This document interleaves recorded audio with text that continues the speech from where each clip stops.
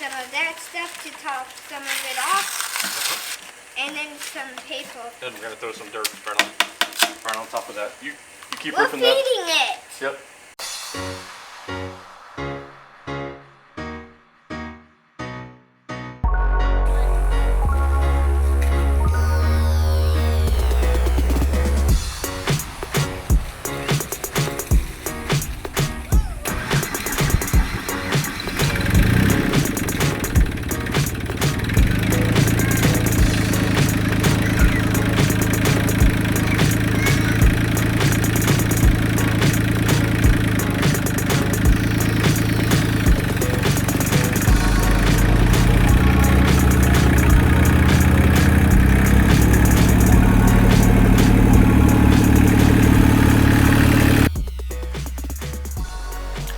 Hey everyone, we got the tractor moved over to the side of the house where we can get a hose to it. This morning we're going to get her cleaned up and get it degreased, get it looking real nice and pretty so we can get some pictures taken and get it put up for sale. But for the most part, it's been a very good tractor to us. Whoever buys it is going to have a decent starter tractor just like we did. And anyways, let's get to it.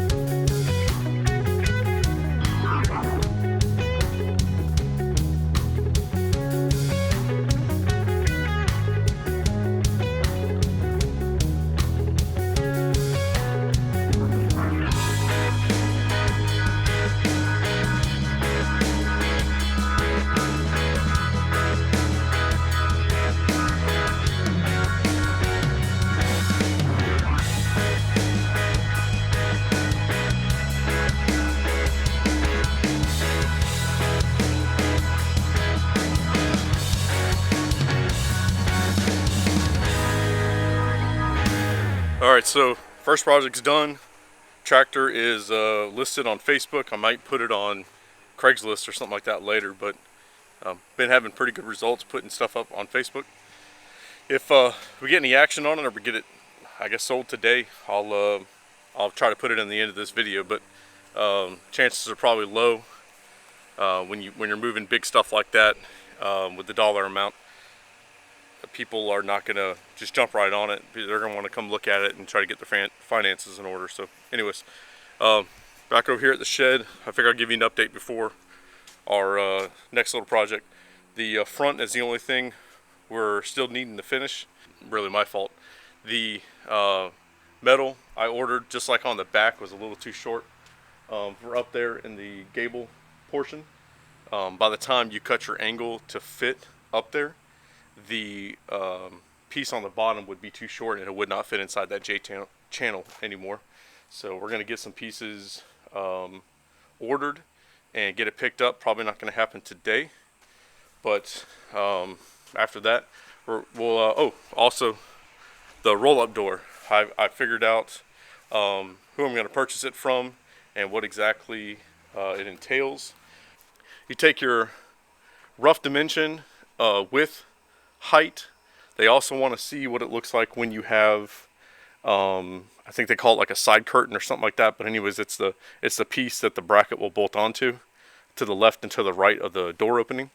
Also, they want to know your head height and how deep that goes. You know, if you have a head height of 24 inches above the door, how wide is that area that's 24 inches above the door? You know, is it 18 inches? Is it 7 feet because there's nothing there?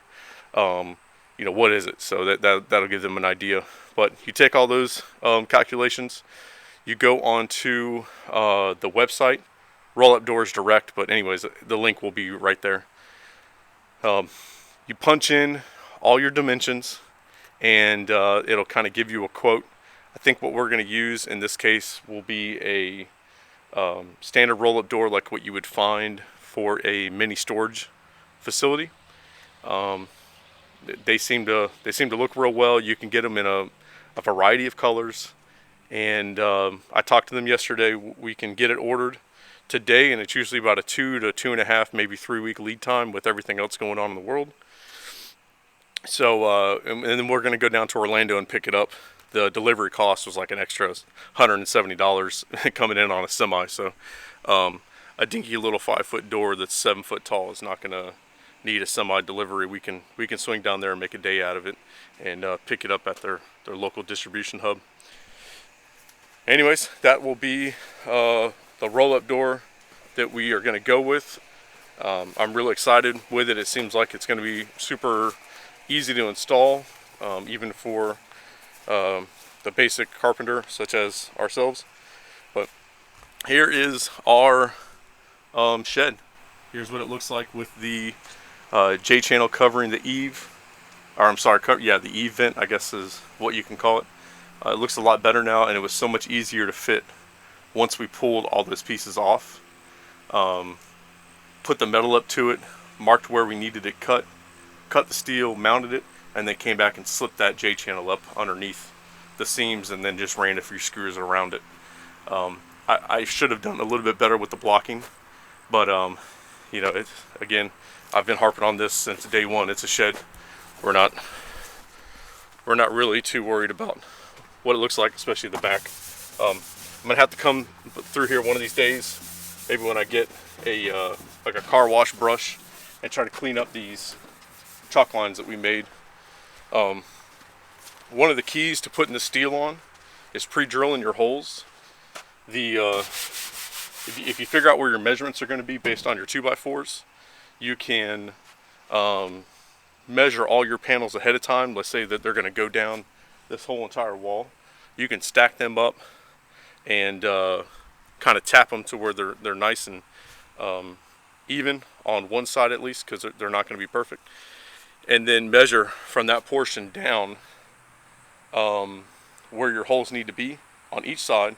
Strike you a line with a chalk line, and then just pre-drill all those holes right then and there. You can drill. This is 7 sheets, I believe. We drilled down seven sheets deep, and all we had to do is grab it, set it up on the wood, boom, boom. You've already got pre-drilled holes. You're just going right straight into wood. You're not having to sit there and mess around trying to get through the steel. And then also, if you've ever done this before, or maybe you haven't, the metal, once you start running a drill bit or even a screw on there, if you just go right straight on to a virgin piece of metal, and let's say you cock it one way or the other, that screw is going to walk, and when it walks, it's going to scratch up this paint real bad. So pre-drilling, it kills a lot of birds with just one stone. Highly recommend it, and highly recommend adding a few extra inches to whatever it is you're ordering. So let's get to our second project. Time for the minefields.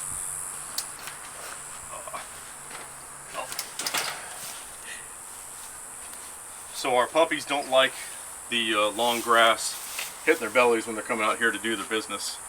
So we got this Argentine Bahia. It was sod that was purchased at Groven Farms, and this is just one pallet. It was enough to keep them happy to want to come out here and pee on it. Dirt, they're pretty snobby little dogs, but dirt just wasn't going to do it for them. They had to have grass. So we don't have a lawnmower over here yet, and we definitely don't have a gate to get in here, so we've been going in and mowing this thing down with a weed eater. And now that we've got a lot of rain coming, this this grass has been growing a lot faster. So I think the last time we did this was what, a week ago? I know, yeah. Probably about a week ago. So this is probably what, my only third time cutting it. Yeah. I think. The rain. So I think this is going to be a weekly chore now. So anyways.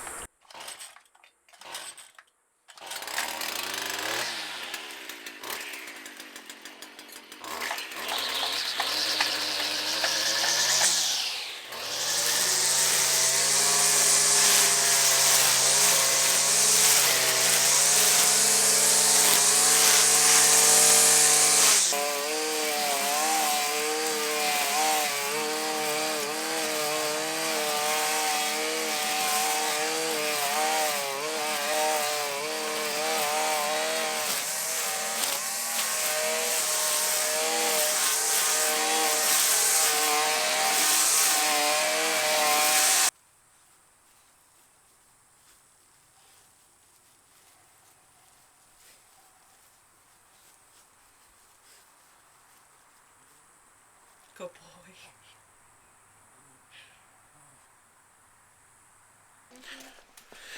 Alright, so we got our 2 little chores done for the day, and we took a little break for lunch. Olivia and Chrissy ran to the doctor's to get her annual physical. We're a few months late on that, but Kendall and I are going to run over here and to our shed and grab out that weeding hoe that we've been using, and we're going to run over to our little corn patch here and get that thing cleaned up. Can I grab it? Yeah, go ahead. Right here. You know what it looks like, right? There you go. Handy dandy weeding hoe. Yep, alright, I'll follow you. But anyways, the corn is looking really good. I was getting worried about it there probably a few weeks ago. We were doing the best we could with a sprinkler to keep it wet since we weren't getting any of those afternoon storms. But now that I think we've got enough water, and also the little bit of fertilizer I put on it, we have got a pretty good selection growing here. So I'll turn it around here and get you a little shot of it. It looks like that one right there is getting to the next stage, which is growing ears corn. Yeah. I think they got to get a little bit taller before they start growing ears. This one right here has always been the one that has stuck out of all of them, and we've got some others that are shooting up there to match him, but trying to catch up. It's yeah, a race. Whichever corn will get the ears of corn first. Yeah, whichever. Yep. Well, hopefully they all get it around the same time. You can look behind me and see these 2 little flags here, and then there's 2 more flags over there. Those were kind of the outside boundary, and then 1, 2 in the middle were our kind of like the middle boundary, just so if you were walking across you knew that there was some stuff planted there. And the you can tell from the middle flags to this direction, everything really took off there. Everything's kind of growing. I hadn't had any issues. I've only got one, we'll call it maybe, well, I don't know, 3, 2, 3 that are growing past that middle boundary. I don't know what I did differently on that side that or on this side that I didn't do on that side. And I don't know why everything is taken off here, but we tried to break it up so that it was, you know, half of the corn in the packet was here, the other half of the corn in the packet was over there. So with this little bunch, I don't necessarily know if I can consider it's a 50% rate. I think we've done something to mess it up. So I think what we'll do is we'll just get the weeds right around it.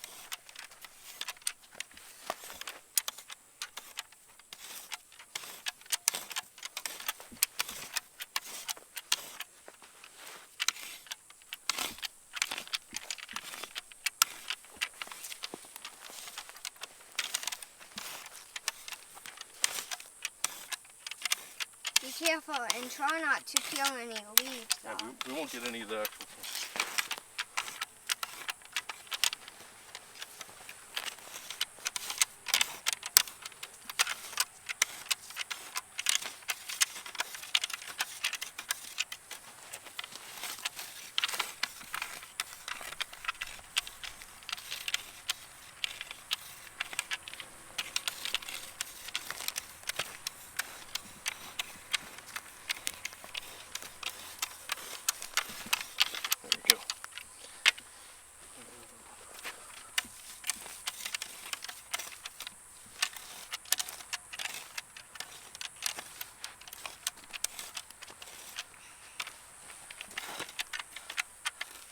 But the corns look like that it has floppy leaves on it. Yeah, that's the which one are you looking at? That one. This one right here? Yeah. So that's the actual that'll be what the corn turns into. And this stalk will just push it. Whew, it is hot out there. Before I talk about the corn and what we did, Kendall, let me see that hoe. I just want to show you what we were using. This is a weeder hoe. I've talked about it in one of my last videos, but I just wanted to show it to you guys again. It is a pretty cool little invention, so simple. It works with a push and pull aspect. You can get up close to your plants, but not too close to where you'll hit the roots, and you can just cut right up underneath these weeds. You want to take this back? I believe they also make it in a setup where you can, it comes on a set of wheels, and there may be 2 or 3 if you got a row bed setup. You can run down with 3 or 2 of the hose, and you can catch all the weeds down each bed in the center. But we're not to that point yet. Maybe something we'll look at getting in the future. But corn behind us looks really nice and clean. Most of the weeds we've cut and are now buried in the dirt. Also, we wanted to ask our viewers who may have some experience in it, what do we do with these double stalks here? I've never planted corn before, and this is kind of like a hybrid variety. I know we only put 1 kernel per hole, but we've got a few that are coming up with a double stalk. Do we need to cut one to save the other, or just let them both go and let nature take its course? You tell us.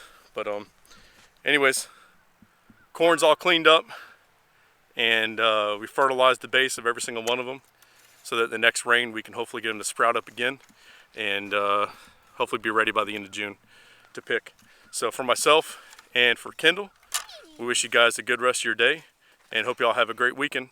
Hit the like button if this video was entertaining, and give us a subscribe if you want some more content just like it. Take care. Bye-bye.